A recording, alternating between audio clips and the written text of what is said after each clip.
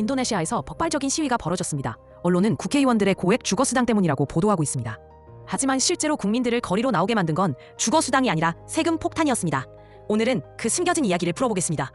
인도네시아는 무려 1만 7천 개가 넘는 섬으로 이루어진 나라입니다. 지역구 의원들이 수도 자카르타에 와서 의정활동을 하려면 장거리 이동이 불가피합니다. 그래서 정부는 오래전부터 국회의원 전용 관사를 제공했지만 80년대에 지어진 건물이라 낡고 수요를 감당하지 못했습니다. 관사를 쓰지 못하는 의원들에게는 월 5천만 루피아, 약 422만 원의 주거수당이 지급되기 시작했습니다. 그런데 2024년 9월부터는 관사에 살고 있는 의원들에게까지 수당이 지급되며 결국 580명 의원 전원이 혜택을 받게 되었습니다. 기본급에 이 수당을 더하면 국회의원들은 한 달에 1억 루피아, 약 850만 원을 받게 됩니다. 반면 인도네시아 근로자의 평균 월급은 284만 루피아, 약 24만 원에 불과합니다.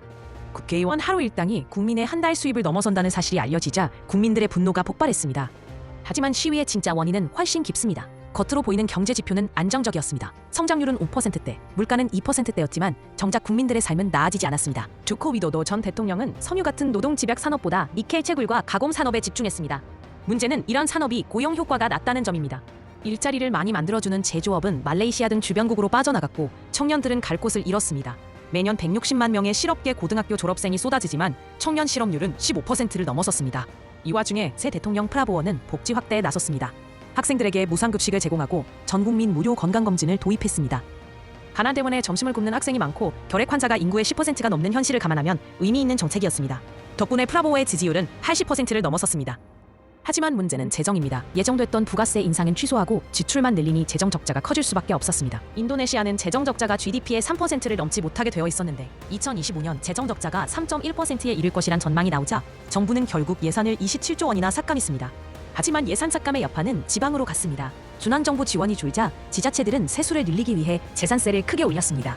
세율이 5배, 공시지가가 2배나 오르면서 어떤 지역은 세금이 10배 가까이 폭등했습니다. 국민들은 재산세 고지서를 받고 분노했고 마침 불거진 국회의원 주거수당 문제는 이 분노에 불을 붙이는 도화선이 됐습니다. 결국 프라보워 대통령은 주거수당 폐지를 발표했지만 시위는 멈추지 않았습니다. 재산세 인상이 보류된 뒤에야 시위는 진정됐습니다. 프라보워는 이번 사태의 원인을 재정적자 한도에서 찾고 있습니다. 그래서 해법도 부채 확대에서 찾으려 하고 있습니다. 인도네시아의 시위는 국회의원 특권이 촉발점이었지만 근본에는 세금과 일자리 문제가 자리 잡고 있습니다. 증세는 피하면서 복지 지출은 늘리고 결국 부채 확대에 기댈 수밖에 없는 모습입니다. 앞으로 인도네시아의 부채 정책이 어떤 결과를 불러올지 지켜봐야 할 것 같습니다.